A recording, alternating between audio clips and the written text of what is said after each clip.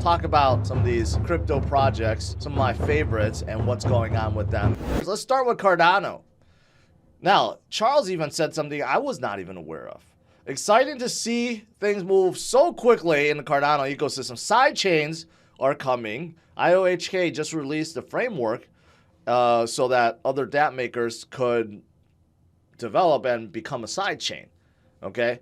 Including Cosmos. That's the thing I didn't know. I didn't know that Cosmos was forming some kind of connection with Cardano. And that's good for both sides. Cardano definitely needs some more dApps, some more DeFi related things, interoperability, and Cosmos can provide those things. That would be fantastic for Cardano. And also fantastic for Cosmos. Cosmos' mission is to connect all chains and all dApps in the space, right? So that's pretty big. That's pretty big. I didn't know about that. I need to do more research. But there's also DGED, Hydra, Mithril, right?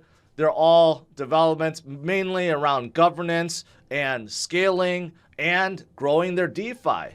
So Cardano has a lot of stuff, but obviously the biggest thing that's coming is this week, and that is DGED from Cody, which is the very first stablecoin within Cardano's ecosystem. A lot of people are very, very, very excited about this, right? And all major DEXs on Cardano or within Cardano's ecosystem are all going to support it, provide liquidity, right?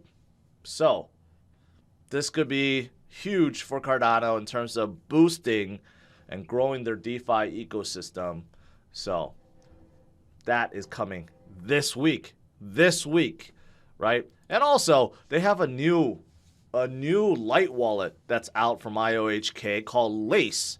And it's a preview version right now. It's not the full thing, but you could go ahead and test it out. I believe this is like, this is like a MetaMask competitor, okay? Because you can see up front, up on top, try Lace on Prepod, and then it has a Chrome. So I think this is like a lightweight browser wallet that's meant to compete with like MetaMask, for example, right? But they have a lot. They have a lot going on. Cardano has not moved much recently, just a little bit. But we tend to see times where Cardano kind of flat and then boom, it starts moving up in a big way. Maybe this, who knows? And then on to Fantom. Fantom is a smaller cap, mid cap, I would say, and it's been growing by leaps and bounds recently. So what's going on with Fantom? Well, they're also growing. They're trying to open up their interoperability so that they could talk and communicate with other chains. So they have this big integration with this other project I'm not familiar with, Axlar, right? But that's exactly what that partnership is to open up interoperability. Fantom is a layer 2 for Ethereum, although they're layer 1 too, because they have their own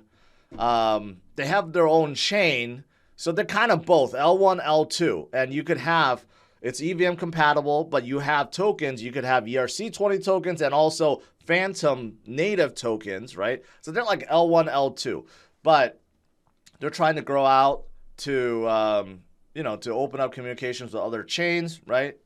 That's what we want to see, interoperability. Also, they're doing many, many, many things. In fact, if you look at it in 2022, even though 2022 was a horrible year, in terms of growth, went up by 2,100%. No one else was really even close other than Optimism, which is another L2 for Ethereum, right? But you could see like Binance Chain went up 87%, impressive. Algorand, 71%, impressive. Near 942%, impressive, but 2,100% in terms of average growth. So definitely a lot of people and developers coming to Fantom, and they are definitely growing, and that's awesome. That's awesome. And then also they recently introduced their vault, which is basically they're creating a treasury from some of the fees they collect, right? And this is to help incentivize new dApps to come aboard and utilize the Fantom chain. So a lot of exciting things happening with Fantom, and they definitely have been moving quite a lot recently off their bottom. So that's very exciting. But I did say this, even though these projects have been recovering, they're still like 80 to 90% off from their previous top. That's just their previous top. We're not talking about forming a new top, right? So if you think it's too late to be getting in or DCAing, think again, because you're looking at another 9 to 10x just to get back to its previous high, okay? So amazing returns if you think about it that way. And then lastly, let's talk about Avalanche, who finally started to catch up with some of these other L1s, right? And Avalanche, you know, I was searching, not a whole lot of new news, but a lot of previous developments that are pretty big. For example, on AWS, you can launch your own Avalanche node, right? Which is big. And why this could be bigger is because there's a lot of talk about Amazon themselves getting involved with NFTs. Why wouldn't they? Everyone else is. So think about, pretty soon you'll be able to get an Amazon NFT for playing a game or buying something or being a Prime subscriber. Who knows, right? But where are they going to launch this at? Possibly Avalanche, because they just formed this relationship with them, right? Although it may not be them, because AWS does offer nodes for many other projects, including Ethereum. So who knows? It could be Polygon too. All these brands are opening up their NFT marketplace with Polygon, but there's a slight chance it could be Avalanche, right? Exciting things. But besides just Amazon, you got Shopify that allows NFT sales through their online stores now, right? That's pretty big. So, you know, Shopify is one of the biggest, you know, merchants out there, right?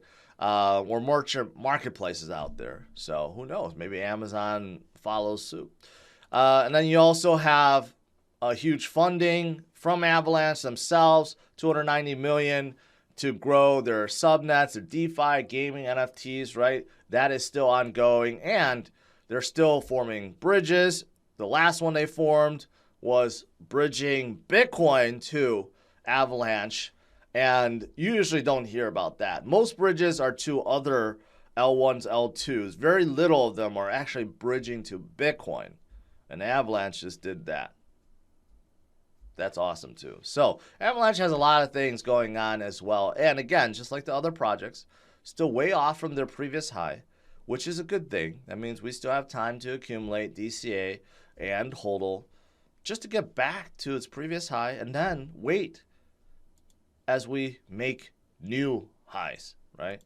So great stuff coming, guys. Great stuff.